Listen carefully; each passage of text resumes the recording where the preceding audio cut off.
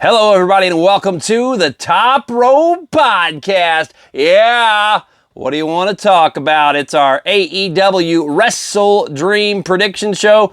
Going to tell you how I'd book some of these matches.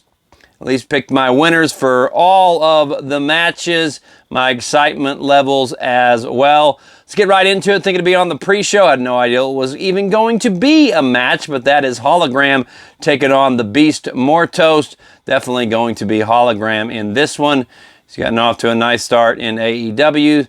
Seems to have the crowd behind him. I don't know how long that will last if it keeps being all about his moves and not his character as far as developing his character goes. He's got a nice gimmick, but other than the moves, I mean, what else you got? What else you got? But I think Hologram definitely wins this one. We got ROH Championship. My excitement level for that last match, by the way, is at about a... I do like the Beast Mortos.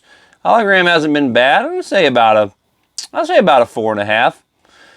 ROH World Championship on the line. Mark Briscoe defending against Chris Jericho. Jericho says he no longer wants to be called the Ocho. He wants to be the Nueve. Sorry, Chris. Doesn't have a good ringtone to it. Not very catchy.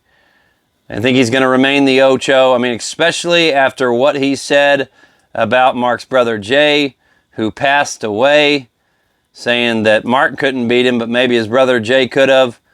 I mean, major heat on Chris Jericho. Sorry, I think a bug just flew in my eye. I will continue. Major heat on Chris Jericho. But, yeah, so, I mean, there's no other way to go than to put the babyface over in this one. Absolutely 1,000%. Mark Briscoe wins that. My excitement level for it is at about a 5. Jack Perry, TNT Championship against Shibata. Jack Perry all the way in this one. Not really invested in it. My excitement level. I do like Jack Perry. Not a Shibata fan. My excitement level is at about a 3. Darby Allin, Brody King. That's an interesting one. Good promo by Darby on Dynamite. You can check that out on my weekly review show. Comes out Sunday night, Monday morning on the weekly review. Darby, Brody King as well. So got my excitement level up just a hair on this match, but it seems like it's kind of thrown together pretty quickly. I like both of these men for sure. I'm going to go Darby. If he wants to be the face of the company, then it definitely has to be Darby Allin. My excitement level for it is at about a 5. Let's continue onward. And the Young Bucks and Private Party. Really? I'm sorry. God bless them, but I'm not fans of them. Get them off my TV. Them and the Young Bucks having a championship match. My excitement level is at a -1. I'll say a 1. Just because I'm sure it'll be a fine match, and the Young Bucks definitely one of the best in the business. So just, man, it's been a disappointing storyline with the Elite after the way that all started with giving Tony Khan a TK driver, whatever it was called. And then it was halfway decent for a little while, but then it's just been meh. It's been meh ever since, and I miss the days of the Acclaimed and the Guns and tag teams like that, being FTR, all them guys being hot and relevant. I get it, give some other people a chance, but sorry, I'm not into Private Party, so I'm out. Definitely Young Bucks. Like I said, excitement level, I'll at least give it a... can I give it a half? I can't go negative, right? So I'll go a half. I'm at a half of a point on my excitement level. Will Ospreay AEW International Championship against Ricochet and Takeshita triple threat match. Oh yeah, baby. Sign me up. My excitement level is at about an 8. I do think that Will Ospreay will retain the championship in this one. I don't know though, man. Could be Takeshita. Ospreay's had it for quite a long time. If you want to keep that storyline going, you know what? I'm going to change it. I'm going to say Takeshita. I'm going to say Callis helps him keeps that storyline going. Will can try to get his belt back. Him and Fletcher can become a tag team. Try to get their championship back. That's what I would like to see in this one. Hangman Page, Jay White. Seems like it's also been kind of thrown together relatively quickly. So my excitement level's not very high, but I do like Jay White's okay. His return was definitely better than his debut, for sure. I like the Bang Bang Gang to a certain extent. Love me some Juice Robinson. Jay White, it's going to be Hangman. I mean, I know Jay White just came back, man, but you got to keep him going. It's going to be Hangman in that one.